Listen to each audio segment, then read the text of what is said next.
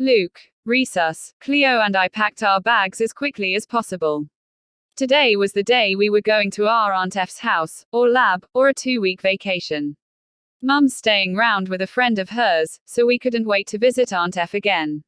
It was nice of us to visit Aunt F. She was sometimes strict and demanding, but all the time she displays kindness and love to us children. It was the Easter holidays, so each of us wanted to take a break. Mum knew a friend from France who was a great drawer, but sometimes his drawings were too scary for me since I was only 6 years old. Mum was glad to take a break from washing the dishes and making lunches for school and cleaning up Dig's messes to spend time with her friend in London. We were looking forward to spending time with Aunt F, or Dr. F, if you would prefer if she isn't related to you. Most of all, we would love playing with our cousin Six again. She treated me like she was a second big sister, someone who could snuggle you when you're sad or play with you when you feel happy. I was even looking forward to seeing my dear old toy dog Squeaker again, colored blue with black floppy ears. When you pressed his tummy, he made a funny squeak. Squeak. Ha ha, just making his noise. Six used to sleep on a hard, cold metal table. Now, due to government issues from the MPP, she sleeps in a comfortable bed, which my siblings and I share with her. You must behave yourselves for Aunt F and Six while I'm away with my friend, said Mum when we've finished packing and were ready to go. She has agreed to take you in for 2 weeks, and I don't want you causing any more trouble. But we never cause trouble, I said. Well, we sometimes do, said Luke, mournfully. I know that you guys get along great, said Mum, so you'll get along with your cousin as always. In fact, she's preparing for you right now. At Aunt F's house, Six was preparing her room for my arrival.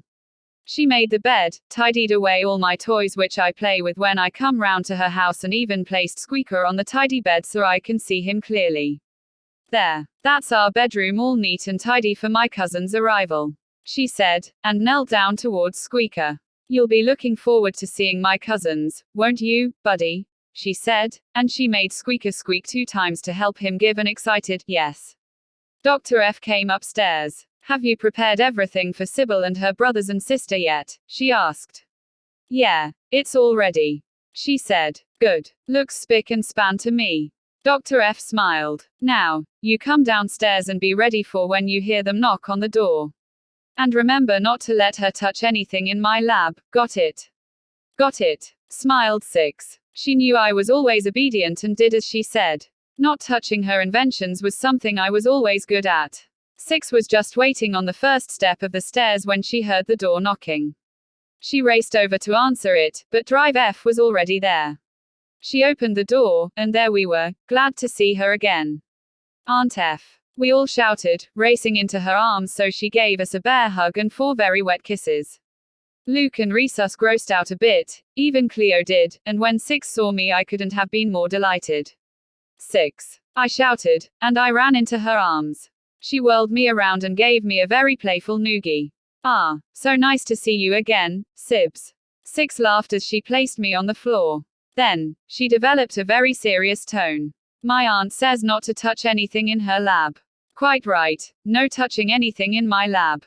You might break something. We won't, said Resus. Neither will we, said Luke and Cleo in unison. Why don't you all head upstairs and play? Asked Dr. F. We all agreed and ran straight upstairs to unpack. I was delighted to see Squeaker again. I squeaked him endlessly in joy when I saw him.